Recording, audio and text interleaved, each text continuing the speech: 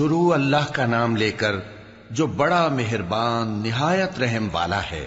اے پیغمبر صلی اللہ علیہ وآلہ وسلم، جو عورت تم سے اپنے شوہر کے بارے میں بحث و جدال کرتی اور اللہ سے شکایت رنج و ملال کرتی تھی، اللہ نے اس کی التجا سن لی اور اللہ تم دونوں کی گفتگو سن رہا تھا۔ کچھ شک نہیں کہ اللہ سنتا ہے، دیکھتا ہے۔ جو لوگ تم میں سے اپنی عورتوں کو ماں کہہ دیتے ہیں وہ ان کی مائیں نہیں ہو جاتی، ان کی مائیں تو وہی ہیں جن کے بطن سے وہ پیدا ہوئے۔ بے شک وہ نامعقول اور جھوٹی بات کہتی ہیں، اور اللہ بڑا معاف کرنے والا ہے، بخشنے والا ہے۔ اور جو لوگ اپنی بیویوں کو ماں کہہ بیٹھیں پھر اپنے قول سے رجوع کر لیں تو ان کو قربت سے پہلے ایک غلام آزاد کرنا ضرور ہے۔ مومنو، اس حکم سے تم کو نصیحت کی جاتی ہے اور جو کچھ تم کرتے ہو اللہ اس سے خبردار ہے۔ اب جس کو غلام نہ ملے وہ قربت سے پہلے لگاتار 2 مہینے کے روزے رکھے، پھر جس کو اس کا بھی مقدور نہ ہو اسے 60 محتاجوں کو کھانا کھلانا چاہیے۔ یہ حکم اس لیے ہے کہ تم اللہ اور اس کے رسول کے فرما بردار ہو جاؤ، اور یہ اللہ کی حدیں ہیں، اور نہ ماننے والوں کے لیے درد دینے والا عذاب ہے۔ جو لوگ اللہ اور اس کے رسول کی مخالفت کرتے ہیں وہ اسی طرح ذلیل کیے جائیں گے جس طرح ان سے پہلے لوگ ذلیل کیے گئے تھے، اور ہم نے صاف صاف آیتیں نازل کر دی ہیں، اور جو نہیں مانتے ان کو ذلت کا عذاب ہوگا۔ جس دن اللہ ان سب کو جلا اٹھائے گا تو جو کام وہ کرتے رہے ان کو جتائے گا۔ اللہ نے وہ سب کام لکھوا رکھے ہیں اور یہ ان کو بھول گئے ہیں، اور اللہ ہر چیز سے واقف ہے۔ کیا تم کو معلوم نہیں کہ جو کچھ آسمانوں میں ہے اور جو کچھ زمین میں ہے اللہ کو سب معلوم ہے؟ کسی جگہ 3 شخصوں کی سرگوشی ہوتی ہے تو اللہ ان میں چوتھا ہوتا ہے، اور جہاں 5 آدمیوں کی سرگوشی ہو تو وہ ان میں چھٹا ہوتا ہے، اور نہ اس سے کم یا زیادہ مگر وہ ان کے ساتھ ہوتا ہے، خواہ وہ کہیں ہوں۔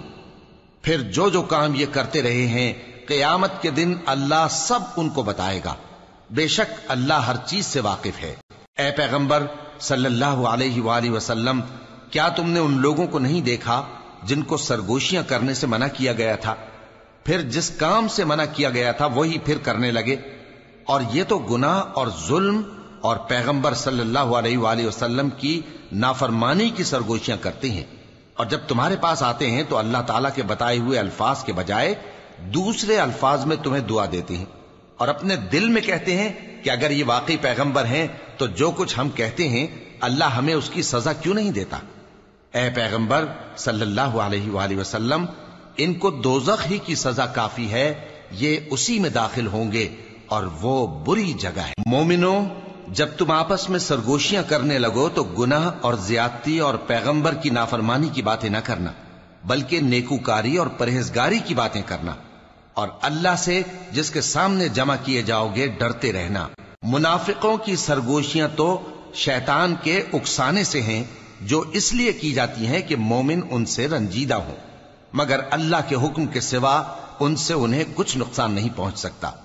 تو مومنوں کو چاہیے کہ اللہ ہی پر بھروسہ رکھیں۔ مومنوں، جب تم سے کہا جائے کہ مجلس میں کھل کر بیٹھو تو کھل کر بیٹھا کرو، اللہ تم کو کشادگی بخشے گا، اور جب کہا جائے کہ اٹھ کھڑے ہو تو اٹھ کھڑے ہوا کرو۔ جو لوگ تم میں سے ایمان لائے ہیں اور جن کو علم عطا کیا گیا ہے اللہ ان کے درجے بلند کرے گا، اور اللہ تمہارے سب کاموں سے واقف ہے۔ مومنو، جب تم پیغمبر کے کان میں کوئی بات کہو تو بات کہنے سے پہلے مساکین کو کچھ خیرات کر دیا کرو، یہ تمہارے لیے بہت بہتر اور پاکیزگی کی بات ہے، اور اگر خیرات تم کو میسر نہ آئے تو اللہ بخشنے والا مہربان ہے۔ کیا تم اس سے کہ پیغمبر کے کان میں کوئی بات کہنے سے پہلے خیرات کرو ڈر گئے؟ پھر جب تم نے ایسا نہ کیا اور اللہ نے تمہیں معاف کر دیا تو نماز قائم کرتے رہو اور زکوٰۃ دیتے رہو، اور اللہ اور اس کے رسول صلی اللہ علیہ وآلہ وسلم کی فرما برداری کرتے رہو، اور جو کچھ تم کرتے ہو اللہ اس سے خبردار ہے۔ بھلا تم نے ان لوگوں کو نہیں دیکھا جو ایسے لوگوں سے دوستی کرتے ہیں جن پر اللہ کا غضب ہوا؟ وہ نہ تم میں ہے نہ ان میں، اور جان بوجھ کر جھوٹی باتوں پر قسمیں کھاتے ہیں۔ اللہ نے ان کے لیے سخت عذاب تیار کر رکھا ہے۔ یہ جو کچھ کرتے ہیں یقیناً برا ہے۔ انہوں نے اپنی قسموں کو ڈھال بنا لیا ہے اور لوگوں کو اللہ کے رستے سے روک دیا ہے، سو ان کے لیے ذلت کا عذاب ہے۔ اللہ کے عذاب کے سامنے نہ تو ان کا مال ہی کچھ کام آئے گا اور نہ اولاد ہی کچھ فائدہ دے گی۔ یہ لوگ اہل دوزخ ہیں، اس میں ہمیشہ جلتے رہیں گے۔ جس دن اللہ ان سب کو جلا اٹھائے گا تو جس طرح تمہارے سامنے قسمیں کھاتے ہیں اسی طرح اس کے سامنے بھی قسمیں کھائیں گے اور خیال کریں گے کہ ایسا کرنے سے کام چل جائے گا۔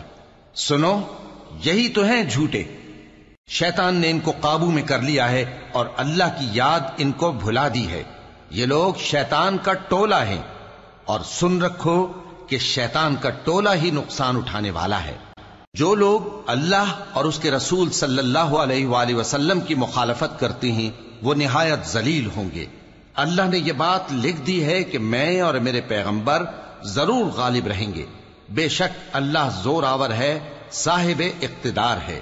جو لوگ اللہ پر اور روز قیامت پر ایمان رکھتے ہیں تم ان کو اللہ اور اس کے رسول صلی اللہ علیہ وآلہ وسلم کے دشمنوں سے دوستی کرتے ہوئے نہ دیکھو گے، خواہ وہ ان کے باپ یا بیٹے یا بھائی یا خاندان ہی کے لوگ ہوں۔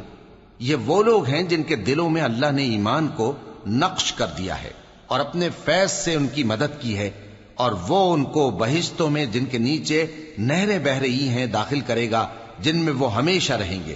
اللہ ان سے خوش اور وہ اللہ سے خوش۔ یہی لوگ اللہ کی جماعت والے ہیں۔ سن رکھو کہ اللہ کی جماعت والے ہی کامیاب ہوں گے۔